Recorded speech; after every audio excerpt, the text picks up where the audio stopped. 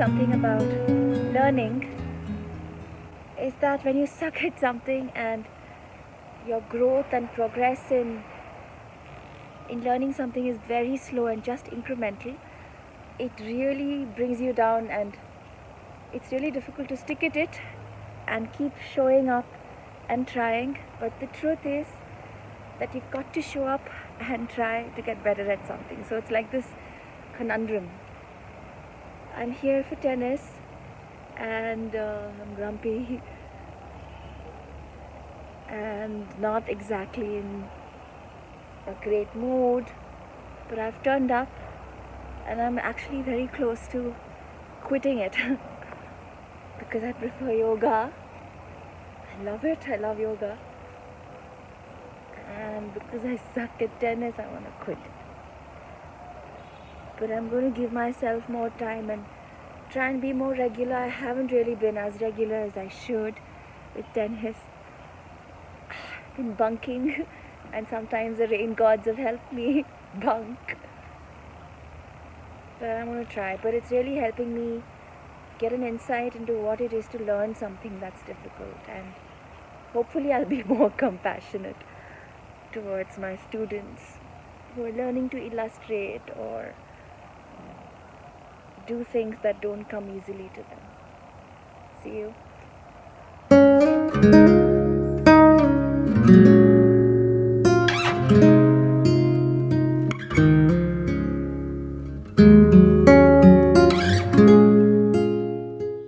Hi there, people.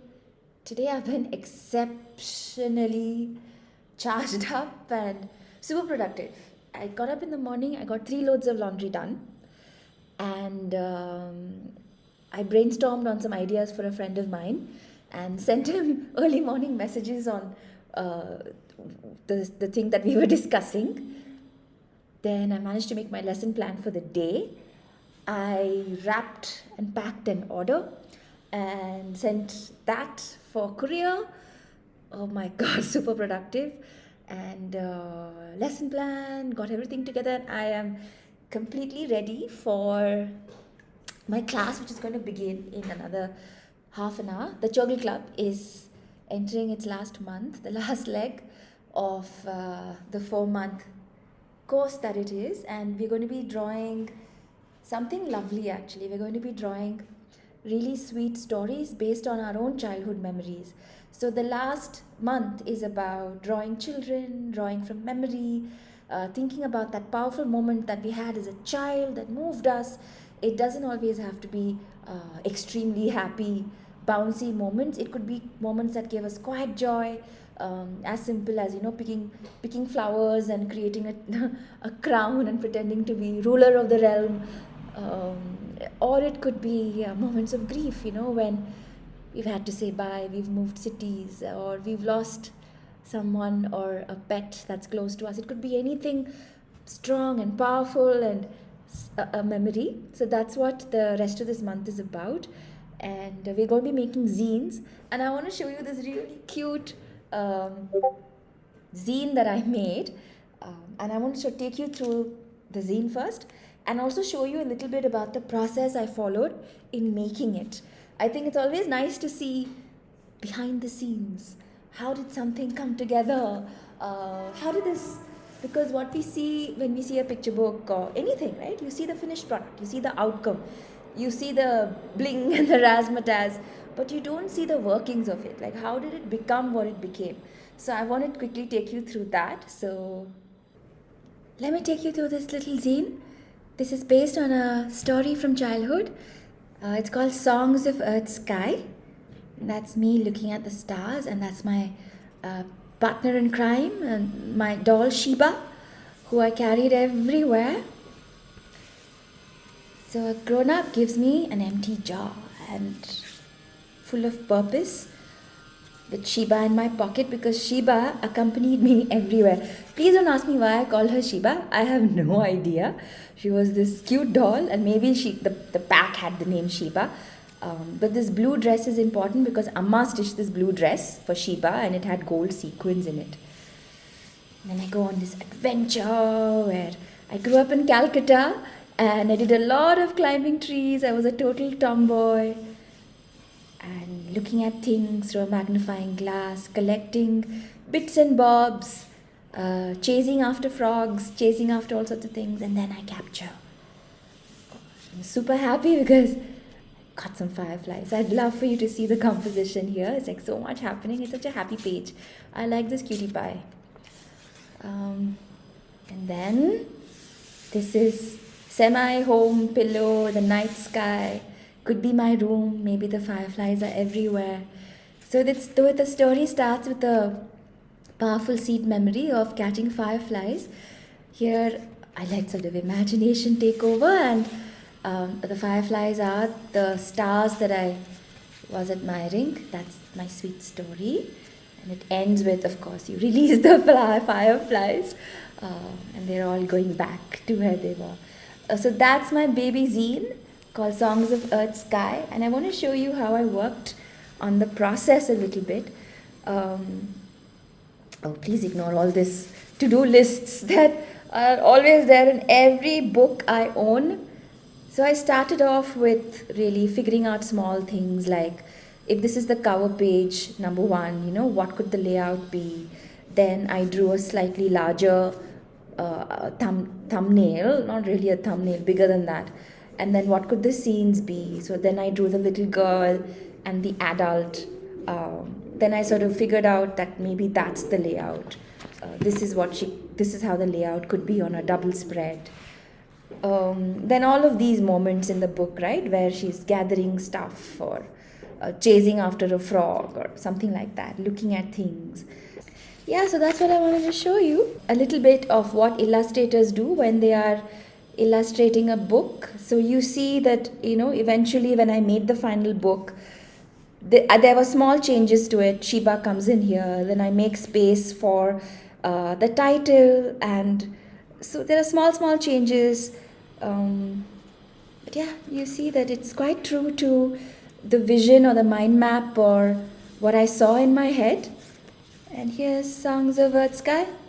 So that was the process I followed, that most illustrators follow. A lot of research and thinking through doodling, figuring out how the visual story progresses, what happens next, what the pagination is like. And then after this, of course, there's visual treatment, where we try out the pictures in different mediums to see how they look in color, what the palette of the book should be, before we even do final illustrations for the book. This is essential thinking through. This is essential planning and super helpful in developing a story and creating interesting visual narrative.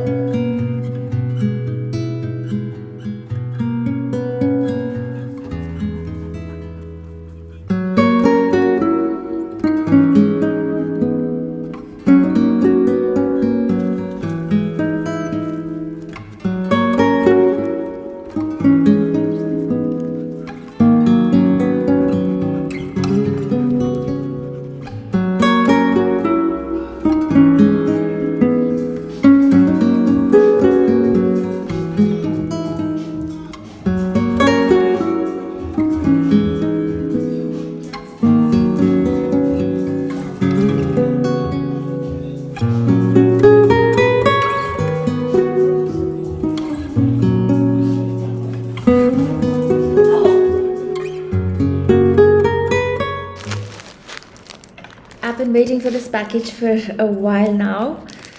I've been looking for a planner for 2023, and I really hate fussy planners. I hate planners that have too many flowers and birds on them and quotes on them.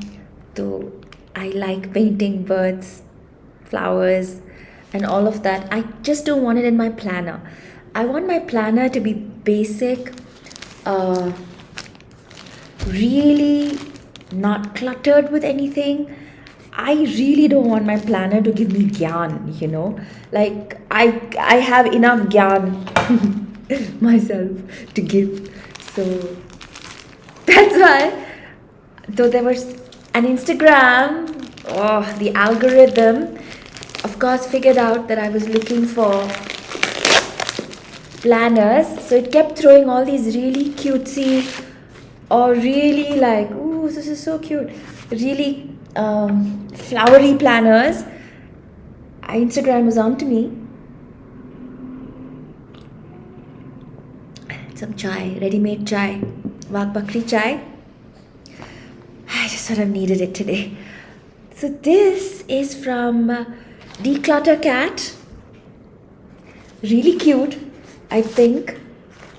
It's a nice little stamp. It says, I flew in just for you. And I'm going to open it. I've been waiting for this because I have to do so much planning for next year for the courses I'm launching. So I'm going to switch cams and then unbox it. Unboxing my planner for 2023.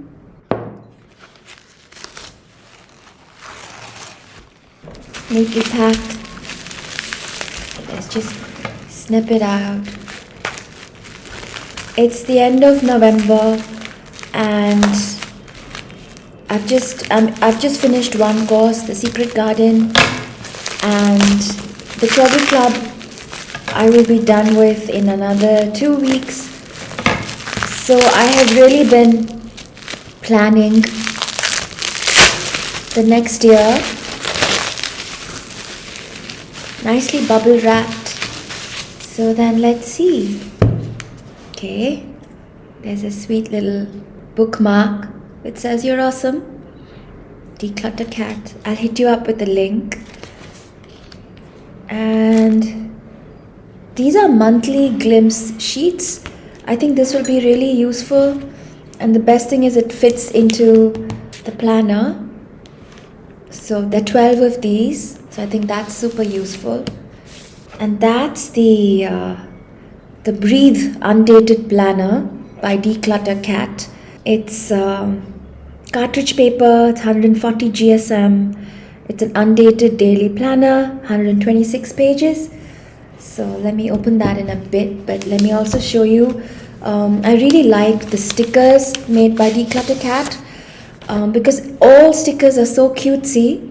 I really like that this is so simple and clean. I love it. So it says breathe, sleep well, rest, meditate, bake, run. So things to do, 2 sets of that. I ordered all their stickers. Dates, super useful. Dates of the week, days of the month. Great stuff. Then I like these as well. Days to work out, calls, birthdays, coffee date, shopping dates. It's lovely. And then this one, things to remember, to do. I really like how minimal this is. Super good. Let's open the undated planner. Couldn't have come at a better time. Really very, very timely. First of all, I have to say I love the size.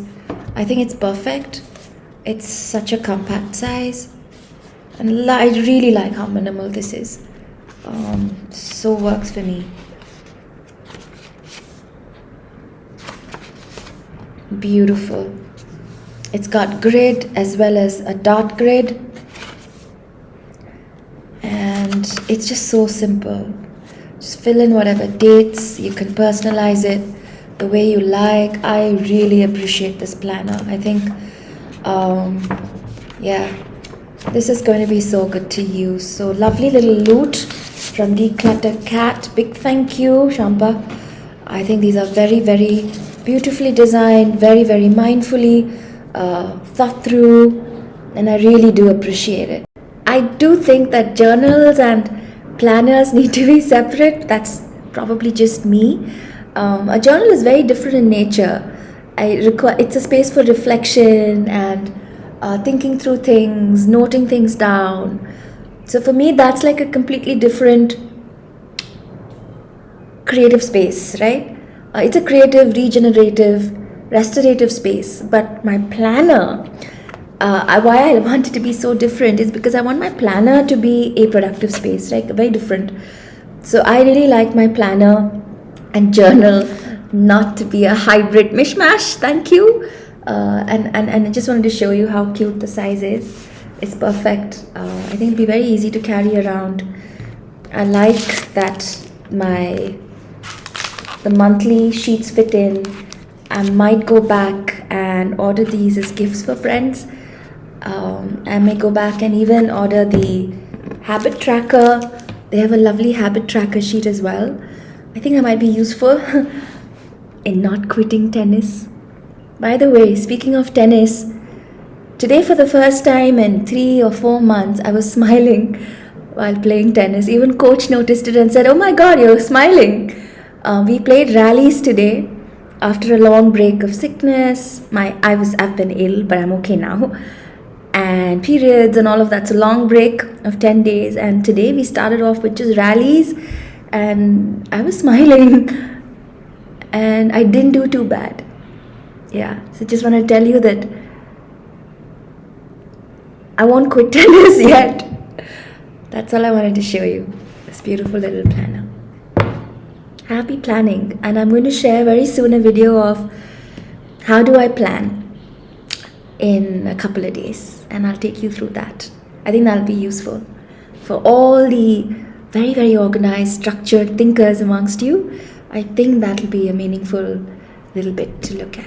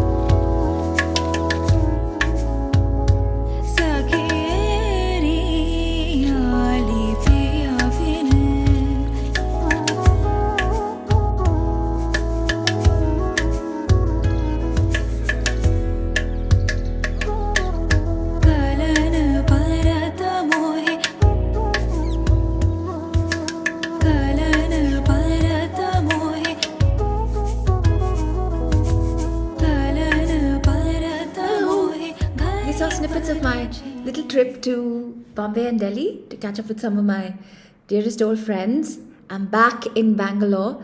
I've come back to the studio after 10 days. I think I'm still on vacation mode. And I think that's really important because most of us, I can speak for myself, I worked really hard this last year, and I think I forgot to give myself a break. And so it's really nice to be back and spend time with the family. I've been cooking big, elaborate dinners every day and just enjoying being around the dogs and the daughter and husband. Very much the festive spirit, as you can see. And I wish you the same. I hope to see you on the other side of this new year. Stay snug, and I hope this brand new year that comes to you keeps you safe and all your loved ones safe as well. And you have a wonderful, wonderful end of the year and happy holidays. See you all